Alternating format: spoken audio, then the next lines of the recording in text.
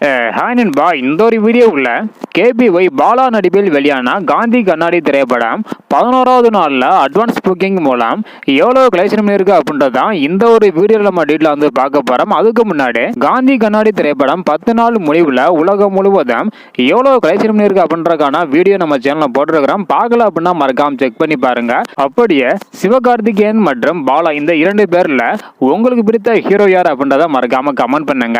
Okay அன்பா, வாங்க வீடியோக்குள்ள போகலாம். ஓகே அன்பா, 3 கோடி பட்ஜெட்டில் எடுக்கப்பட்டுள்ள காந்தி கண்ணாடி திரைப்படம் நல்ல ஒரு கலெக்ஷன் செய்த ஒரு வெற்றி திரைப்படமாக அமைஞ்சிருக்குது.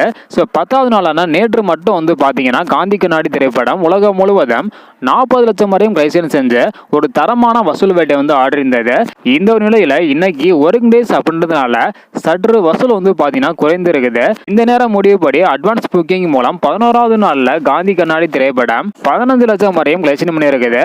கண்டிப்பாக இன்னைக்கான முடிவுல நல்ல ஒரு வசூல் பண்ணும் என எதிர்பார்க்கப்படுகிறது. ஸோ வெயிட் பண்ணி பார்க்கலாம் என்பா. கேபிஒய் பாலா அவர்கள் அடுத்ததாக எந்த இயக்குனர் கூட இணைந்து படம் பண்ண நல்லா இருக்கும் அப்படின்றதுக்கான உங்களோட கருத்தை மறக்காம கமெண்ட் பண்ணுங்க. ஓகே அன்பா, தேங்க்யூ.